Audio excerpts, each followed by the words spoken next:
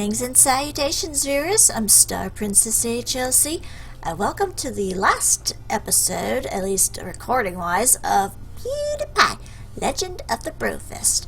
When I last left off, I showed off the Barrel King. I still have yet to beat him, but I will be probably doing that off-screen in my own time, because this game is fun to play. But I figured I will show off the last few bits of this game. First off, I guess we'll start with the, well, holiday episodes particularly, because those, I think, they come free with the game. They're essentially themed around different holidays. This one in particular is Valentine's Day. I'll do this on hard difficulty to show it off.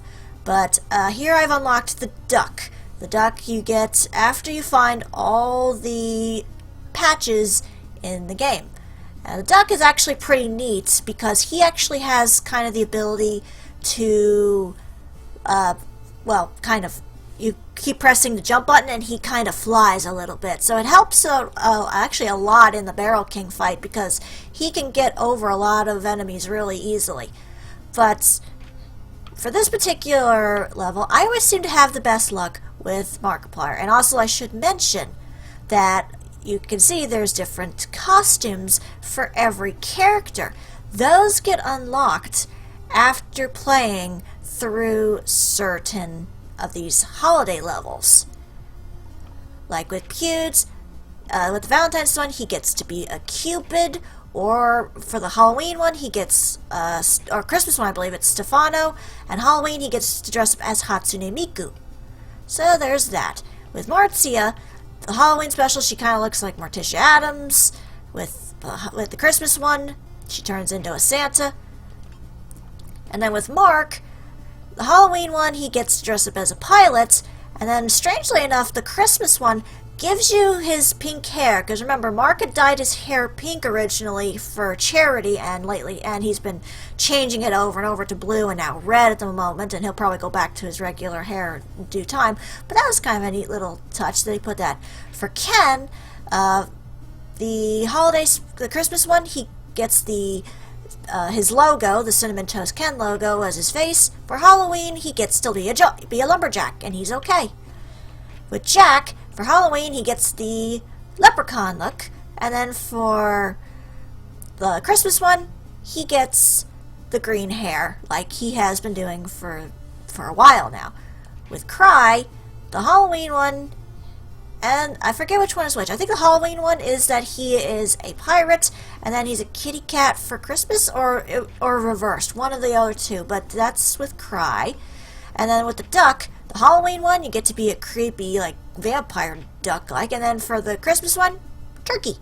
But for this particular level, to show off Love is in the Air, because this is actually quite a tough level. I had a lot of trouble beating this on super hard mode, but I definitely beat it the best alongside Mark, because his Wharf Stash ability pretty much is your saving grace in this. But as you can see, lots of pixel perfect precision being made in this level. Like, as you can see, you have to bounce on the hearts to make sure you don't go anywhere. Up. And lots of little barrels flying around, also little spikes. But you gotta be super cautious, because one wrong move and you're gonna fall into the abyss and you gotta start your ass over. But definitely you gotta be very cautious with your jumps in this one. The little barrels with the propellers on their heads, they're good for launching you into places in case you need it. But for the most part, you're just gonna have to be super cautious. Like, super cautious. But it's very cutesy and very pink and colorful, and it's like, oh, love. Although you do gotta feel bad for the fact that you're killing barrels with babies in them, but not entirely. But here we go. Whoop! This guy makes things a little bit trickier, but as long as you're careful about your jumps, you should have no problems. Boop! There we go. Now this part is why I usually say I need Mark, because I can't jump that very well. I think you could probably do it pretty good with the duck, but I've not had much luck with it. But this particular area right here, with Mark's Wharf Stash, way easier to get through. As well as the 360 no-scope. 360 no-scope is your friend in this game. Like, easily, like, the best power in the game.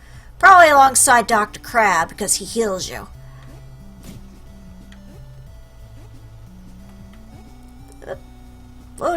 Okay, there we go. And remember, you gotta try and do this all in one go when you're on super hard mode. And it's even worse with pug mode because you can't get hit once. And obviously I would have been right out, right off the bat, because I died and got hit earlier. Oops! As you can see, you gotta be very careful with your jumps with this particular level.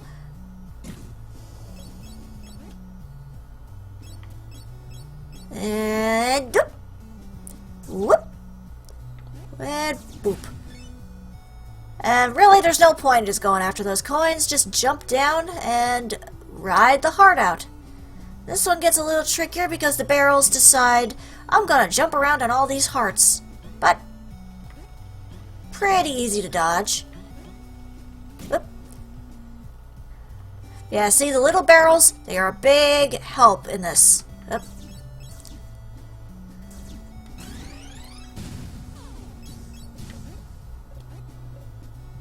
Here we go. We're making our way over. Whoop, whoop. And whoop, whoop, whoop. Ouch. Yeah, like I said, the little barrels definitely help. But there you go. Pretty...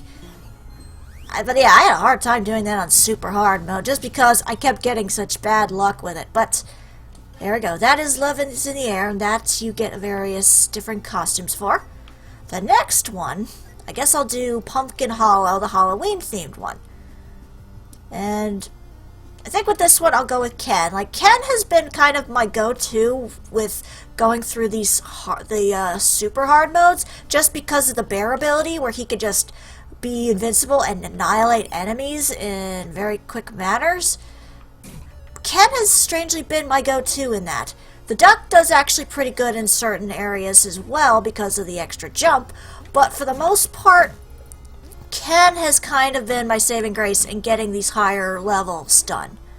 So, if only just because of that ability. And the duck does, in fact, have an ability to be invincible, but unlike Ken, he can't take damage.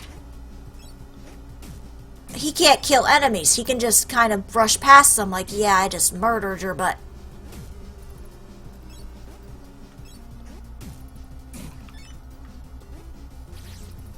But yeah, as you can see by the layout of this, we're kind of inside a giant jack-o'-lantern, it seems. Woo! But Ken pretty much is your saving grace in this one, at least in my opinion. The duck is pretty good too, but definitely I think Ken is a little bit of a stronger source. Again, if only just because of that bear ability. Like, that's been my saving grace for a ton of different levels. And getting the super hard mode.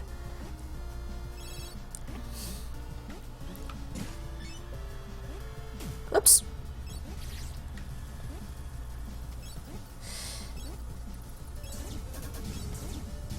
And actually it helps because that strange character right there, she can just basically annihilate enemies very quickly.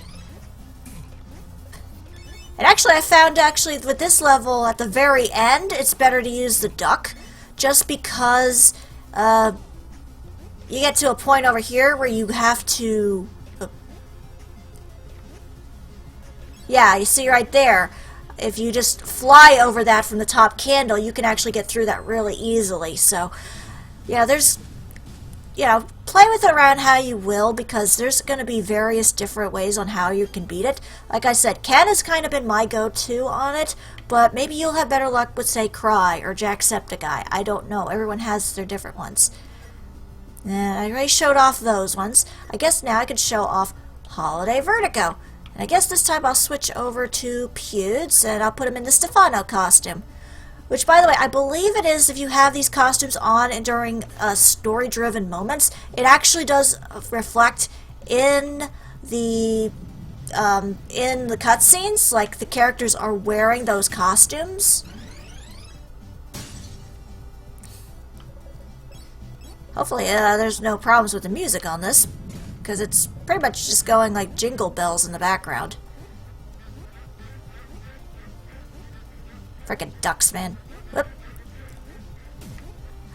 Whoop. But yeah, I had trouble getting through this the first time, because the light bulbs are actually very slippery.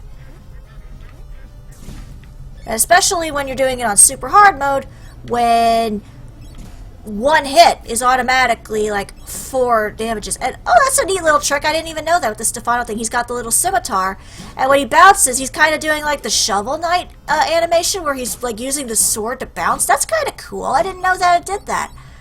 So that's really interesting. Kind of little homages here and there.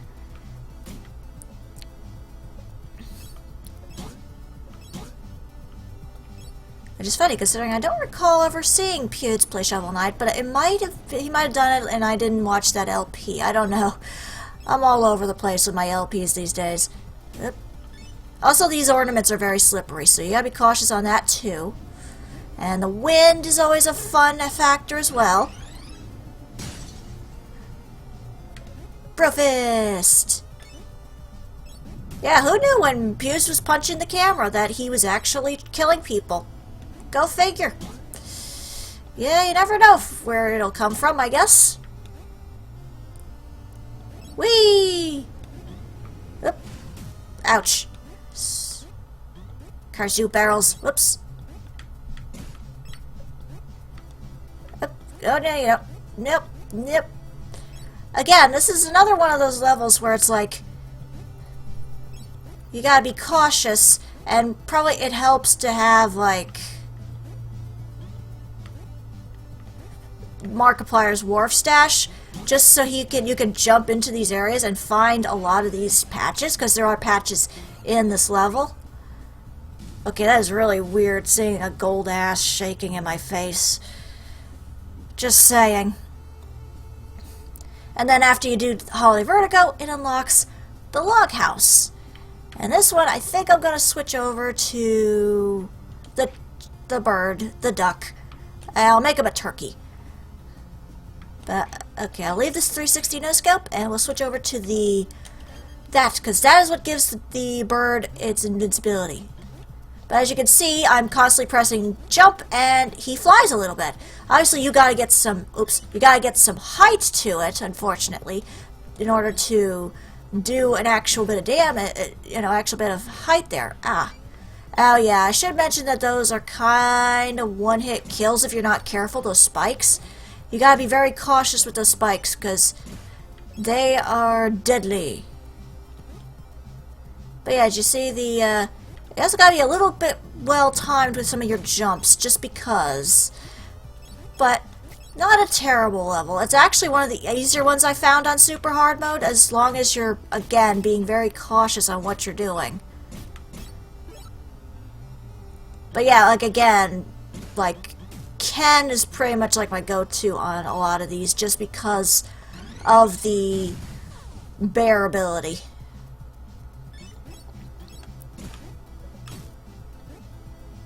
Although again, the duck has been serving me pretty well, and he has gotten me pretty far in the fight against the Barrel King. I still haven't beaten it on super hard mode, but no, I'm not doing terrible with it. But yeah, as you can see, this one's a little tougher. But the big thing on this one is you gotta be very cautious. There will be barrels jumping at you everywhere, like that. And there's gonna be spikes everywhere that do a lot of damage, and often even a one-hit kill. So, again, a lot of it is basically you gotta be cautious.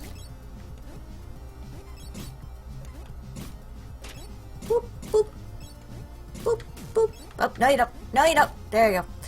That's also a pretty good way to get coins if you keep, like, redoing levels over and over again.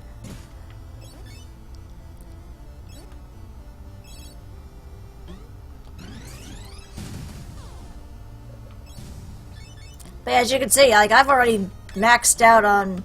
I mean, I'm at 3,000 coins, but it's like, I don't really need the coins anymore unless they start making more free-to-play DLC onto this. I don't see a reason for getting more coins. Because at least the nice thing about this game is that you don't have to worry about microtransactions. Like, I was worried about that just when I heard it was an app game, just because app games are usually riddled with a lot of microtransactions. That's partially how they get most of their money. But with this game, fortunately, everything is in-game, and you don't have to worry about essentially paying to get extra stuff. It kind of comes with it, probably as updates come out. Oops.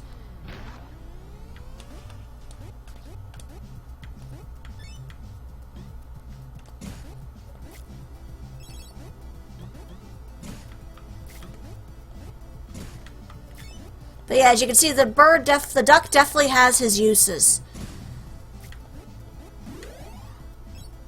Just because of the extra jumping ability. The only major issue is that you definitely gotta try and get some height with him in order to make full use of that ability. But the duck is definitely pretty awesome.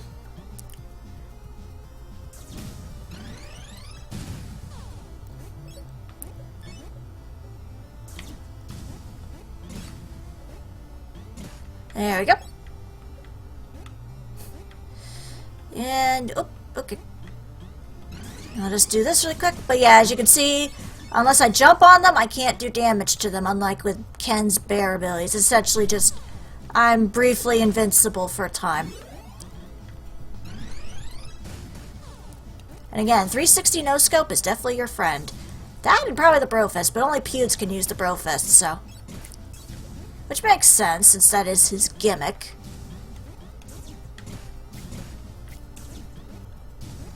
Whoop! Oh, oh, I missed. Okay, well, you can live for another day, buddy. How about that?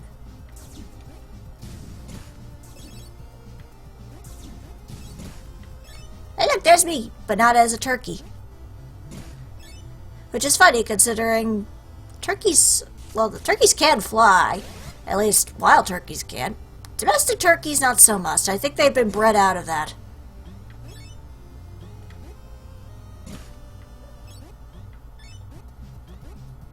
Oops.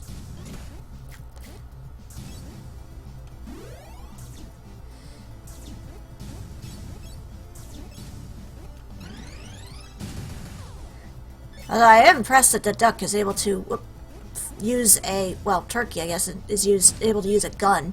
But, hey, never know. I mean, where else are you going to find this craziness? Because for some reason Pewds is obsessed with ducks these days. I don't know why. But there we go.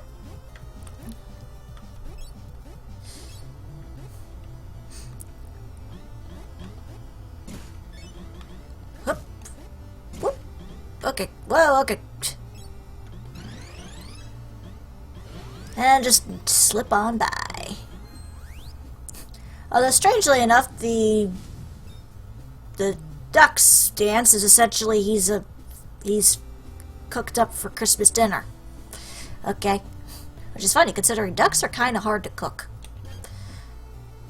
But yeah, those are all those levels. And I guess I can quickly show off one last little thing before we say our goodbyes on this game.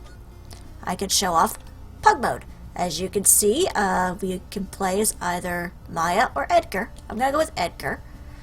You get no power-ups, and you literally get only one hit. If you take one hit, that is it. You start from the beginning. There's no saves, there is no health, no mercy whatsoever. You are essentially just a little pug risking your life to essentially be killed very easily. And as you can see, he is very short, so he can't always reach anything. So a lot of this is very much you gotta be super cautious while playing pug mode. And it is likely hard because one hit and you gotta start all the way from the beginning of the game, of the level. And particularly with this level, it's not being entirely fair just because it's like, oh, look at all the barrels. I probably should have started with a different level. And again, it really kind of bugs me that as you see, one hit and you're done. So I doubt I'm going to actually beat it in this. I'm going to end up beating this in this level, but I wanted to show it off really quickly because, you know, obviously there's a lot to this game than you probably would think. It's very challenging, but still really rather fun, while still kind of indulging in some of your YouTube fandoms. I'll probably try one more go on this if I see how far I get, and then we will close up for it. But I wanted to show this off because, you know, a lot of people probably want to play this for themselves, see what it has to offer, see if it's worth the money, and yep, see how fun that it is. While, I don't know, being crazy while playing a game about Pewds, beating up barrels to save his fans, I don't know. Storyline is kind of odd, especially, but, you know, you gotta try, I guess, make a... Whoa, oops. Okay, yeah, I'm definitely not gonna beat it at this point, so with that, that is the end of the Legend of the Brofist. I'll wrap up my final thoughts as well. I pretty much touched on it in the last episode, but I figure I might as well at least quickly wrap it up. Like, graphics-wise, I think it looks really cutesy and awesome. I prefer having the more cartoony style and pixelated style than, like, being hyper-realistic. It gives a bit more freedom to the artists, and it's a bit more enjoyable, even if you're watching, like, you know, dogs and people getting exploded into guts. It's kind of entertaining. It was really cool that they got all the voice actors to come and do their characters, even if it's just for small little snippets. It was really cool that they managed to take different aspects of Pewds' channel and actually make a game out of it that is kind of an homage to the fans and kind of showing off some of the silliness of Pewds over the years, and I appreciate that. The music is very upbeat and catchy. There's a lot of replay value in this game, with a lot of silliness and a lot of challenges. You know, so you would spend a good chunk of time probably playing this, even just on your own. It is very addicting, probably because it was originally an app game. The major thing I can definitely say in terms of not really of like probably proper criticism is like, well, obviously if you're not a fan of Pewds or any of these YouTubers, this is not going to be of a game for you. You're obviously not going to enjoy it as much because, well, if you're not a fan, likely you're going to not enjoy or get on any of the references. So there's that. It's kind of more of a niche thing for like YouTube fans to enjoy than like, say, some person who's never watched a YouTube video in their life. They're probably not going to pick this up. But probably the major issue I had with it was skipping cutscenes. That was probably the big thing that bothered me the most was, you know, when I'm trying to replay through a game and beat the challenges and such, I don't want to have to sit there and listen through a cutscene that I've already seen. I'd like to have the option to skip it. It kind of slows down the pacing of the game a little bit, and it's like, I don't need to see it again.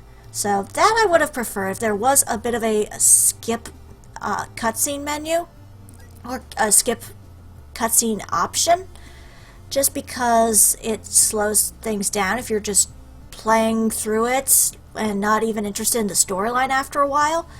I think that's probably the major issue I had with it. The only other thing I could probably think of is Well, gosh, I'm not really sure what else to say.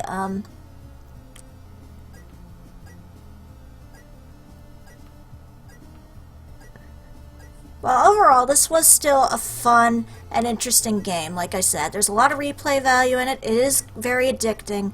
Obviously, if you're not a fan of Pewds or any of these YouTubers, this will probably be an instant turn-off for you. But if you are a fan of Pewds or any of these YouTubers and you want to see them be in a game and have a little bit of fun once in a while playing as your favorite YouTubers, then this game is a lot of fun to go through and, you know, challenge yourself in a way.